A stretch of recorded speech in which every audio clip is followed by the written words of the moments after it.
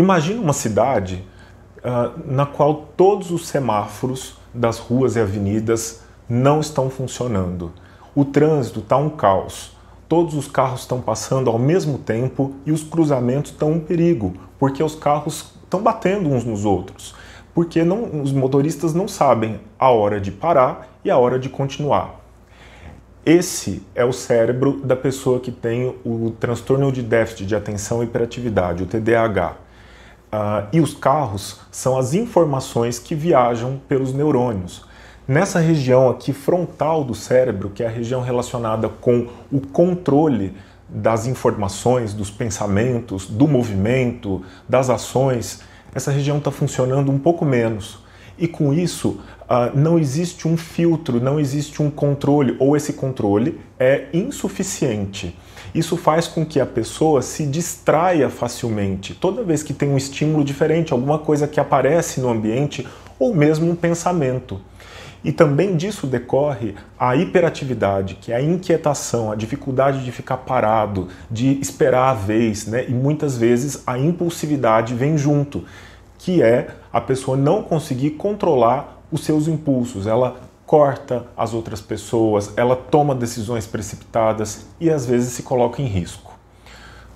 O TDAH ele está presente em mais ou menos 5% da população e é um transtorno que tem uma forte base genética, o que significa que pessoas que são parentes de primeiro grau, de pessoas que têm esse diagnóstico, têm mais chance de tê-lo.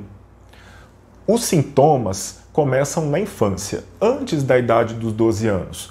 E a gente vê naquela criança que é agitada, que não para, que sempre se machuca, que não fica sentada no lugar. Na escola, tem problemas para prestar atenção, ela interrompe os colegas, ela não espera a sua vez nas brincadeiras, a lição de casa sempre está bagunçada e muitas vezes não é concluída, e aí o mau desempenho escolar é frequente. Já nos adolescentes começam a aparecer as dificuldades de se entrosar nos grupos, de se relacionar e até de controlar, né, de gerenciar a frustração e a raiva. E nos adultos, a gente vê com frequência a dificuldade em se organizar, se planejar. As pessoas com TDAH no adulto perdem os seus objetos com frequência, se esquecem de datas importantes, adiam o início de projetos ou mesmo interrompem com frequência. E aí começam novos projetos deixando outros para trás. E isso a gente pode ver, por exemplo, no início de cursos, né, de faculdades ou ainda de relacionamentos. E devido a todos esses sintomas, né, isso vai acumulando um risco, né, um risco da pessoa ter uma baixa autoestima, porque ela tem esse prejuízo no rendimento escolar, ela muitas vezes tem dificuldades de crescer profissionalmente e também de manter relacionamentos. Além disso, pode acontecer dela se envolver em acidentes de carro, abuso de drogas e também maior risco de divórcios, né? Com tudo isso, aumenta o risco de depressão lá na vida adulta e, em alguns casos, esses pacientes chegam a nós no consultório já quando tem todas essas consequências, quando apresentam um quadro depressivo e aí o psiquiatra investiga e pode até identificar nesse adulto um diagnóstico de déficit de atenção que não foi identificado lá na infância.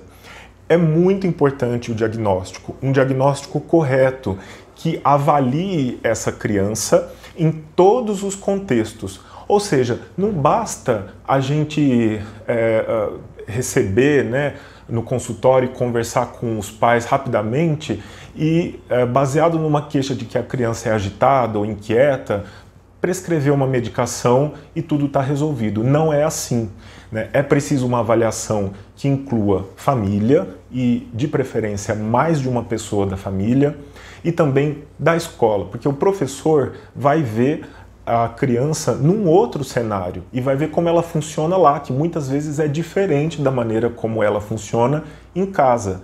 Esses sintomas eles têm que estar presentes por um tempo considerável e trazer um prejuízo muito grande no desenvolvimento dessa criança e ser visto em todos esses contextos da vida dela, nas brincadeiras, no convívio familiar, com os coleguinhas e também lá na escola. Esse diagnóstico, ele então tem que ser feito em etapas, né? Várias consultas elas são feitas para o acompanhamento dessa condição. E além disso, é muito importante também a avaliação do psicólogo. O psicólogo vai ajudar essa criança com as medidas comportamentais.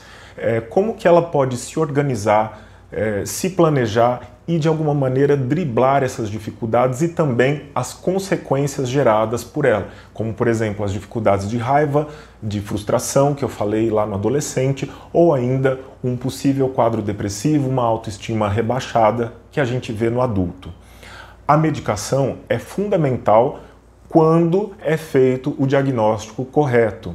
Ela é feita o tratamento medicamentoso é feito com psicoestimulantes, que são substâncias que ligam aqueles sinais de trânsito defeituosos lá da cidade que eu falei no início do vídeo. E com isso controlam o fluxo das informações no cérebro. Então cada informação passa de uma vez, isso resulta que a pessoa consegue ficar mais calma, mais tranquila e se concentrar em uma coisa de cada vez. Nós temos dois extremos desse diagnóstico. Um é o modismo, né? Hoje em dia existe até uma certa romantização. Eu tenho déficit de atenção, eu não consigo me concentrar. Nós vimos no vídeo da semana anterior que, na verdade, isso pode decorrer de outros fatores, do modo como a gente vive, que acaba fragmentando a nossa atenção. Quando a gente não trata adequadamente uma pessoa que tem o diagnóstico, e a gente tem um estigma, né, de que a medicação na criança vai fazer mal, né, aí a gente deixa de ajudar uma criança a desenvolver a sua potencialidade. Quer dizer, ela pode não atingir tudo aquilo que ela poderia, né, que ela seria capaz em termos de sucesso acadêmico, profissional, nos relacionamentos e até se envolver em consequências complicadas para a saúde, como o uso de drogas, como acidentes de trânsito, porque não conseguiu reduzir, né, esse excesso de pensamentos que transita de forma caótica lá no cérebro, que tem a ver com o desenvolvimento do sistema nervoso central. Metade, até 2/3 das crianças vão ter sintomas na vida adulta. Às vezes o tratamento vai ser necessário por um período mais prolongado para que ela consiga minimizar o impacto dessa condição e seguir sua vida com toda a sua potencialidade. É isso, muito obrigado por ter me acompanhado mais nesse vídeo. Se você gostou, curta, compartilhe aí com seus amigos essa informação. Me siga também lá nas redes sociais, Dr. Thiago Apolinário, e eu te espero na próxima semana. Um abraço e até mais!